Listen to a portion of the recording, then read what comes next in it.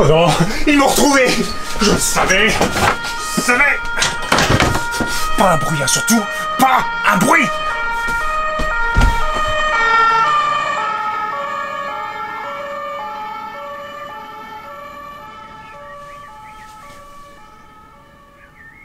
Ah bah non.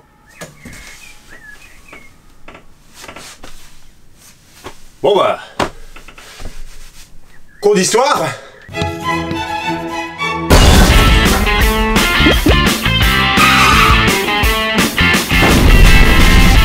Dans l'épisode précédent, souvenez-vous, après des années d'exil, Louis IV vient pour la première fois de fouler le sol de sa terre natale, son nouveau royaume.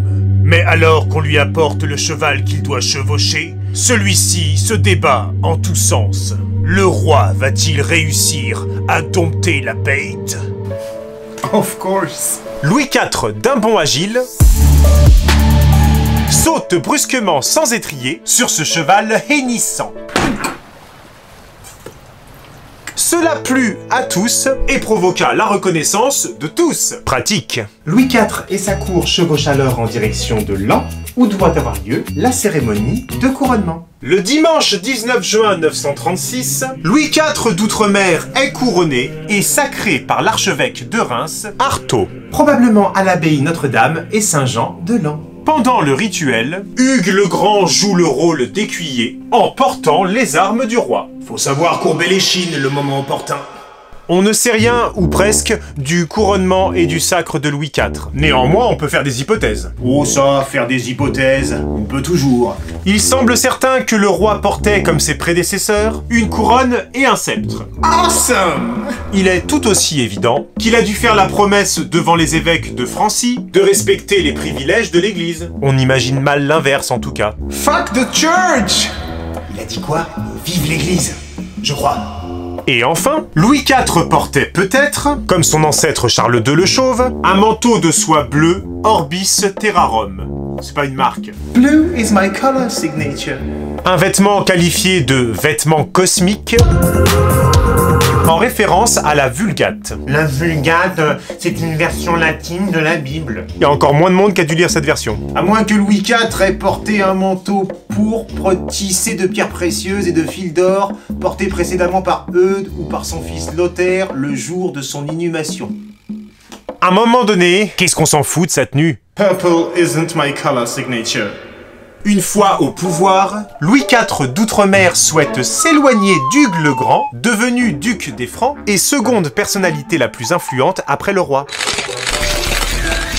Malgré cela, le jeune roi va rapidement devenir le jouet d'Hugues, qui règne de fait sur la Francie depuis la mort de son père. C'était un peu le projet depuis le départ, pour rien vous cacher. Mais quelle fourbe! Territorialement parlant, Louis IV est assez démuni, puisqu'il ne possède que quelques ressources foncières autour des anciens domaines carolingiens, Compiègne, Quierzy, Verberie, Vert et Pontion, ainsi que les revenus de la province de Reims, mais aussi quelques abbayes, celles de Saint-Jean-de-Lans, Saint-Corneille, Corbie et Fleury-sur-Loire.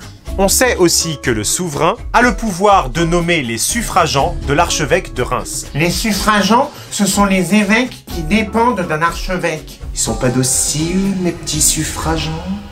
En 936, Hugues le Grand... Hey, c'est mon épisode de moi! Shut the fuck up! Hugues le Grand, donc, en tant que marquis de Neustrie, est bien entendu en mesure d'acquérir une suprématie sur le royaume. Son pouvoir se décline sous deux formes. Le titre extraordinaire de Dux Francorum, duc des Francs, et d'un pouvoir sur la Neustrie, qui fait de Hugues un véritable princeps. Un prince territorial. Ainsi, les diplômes royaux de la seconde moitié de l'année 936 confirment le caractère un peu envahissant d'Hugues le Grand. Je être moi roi. Ouais, bah apprends déjà à parler correctement. Hugues y est d'ailleurs désigné comme duc des Francs en tous nos regna après nous. Y a pas que Louis IV qui devrait apprendre à parler correctement. Dans les faits, ça signifie que le duc Hugues nie l'existence de la principauté de Bourgogne, qui est un territoire Hugues le Noir pensait avoir acquis. C'est mon frère, le roi Raoul, qui me l'a légué. Passionnante, hein, votre petite histoire. Dès le début 937, celui que certains appellent le roi du duc, tente de mettre un frein à la régence du duc des Francs. Ce qu'on va voir, on va le voir. Et dans les diplômes qui suivent, Hugues le Grand n'apparaît plus que comme Comte. Comte. comme si le titre ducal lui avait été retiré par le roi. Mais le souverain hésite. Puisque le titre ducal n'émane pas de Louis à l'origine, mais de son père Charles le Simple, qui l'a attribué à Hugues en 914. Avant même que tu sois né, espèce de petit merdeux. Or, sauf faute grave, Louis IV ne peut le retirer aux bénéficiaires.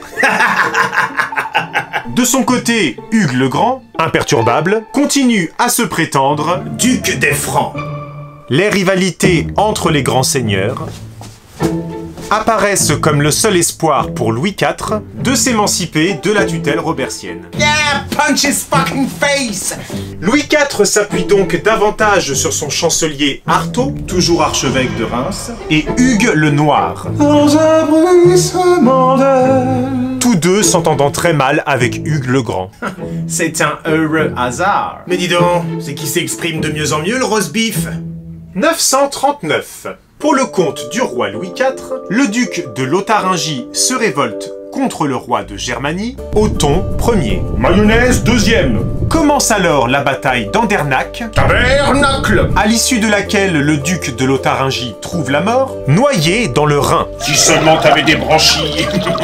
Louis IV se retrouve alors menacé du terrible courroux du roi saxon, Henri l'Oiseleur, dont la fille Gerberge, par cette action, devient veuve.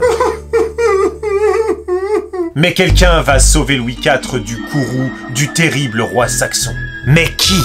Othon, Gerberge, Hugues le Noir ou Barbara? Donne-moi la bonne réponse dans les commentaires. Et justifie ton choix aussi. Un petit effort intellectuel, ça va pas te tuer. Encore que... Abonne-toi. Tape la cloche. Mets un pouce en l'air. Partage la vidéo. Va faire un don sur Tipeee. Petit inculte.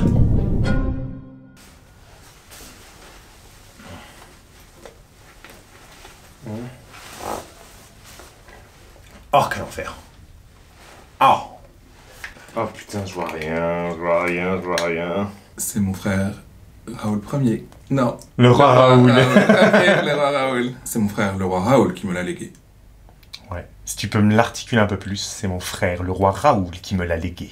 Hugues le Noir. Dans un bruissement d'aile à la faire, donc voilà. Hugues le Noir pensait avoir acquis. Ma voix est complètement partie. C'est très bien. Hugues le Noir. Je chante le truc après. Putain, je suis grave.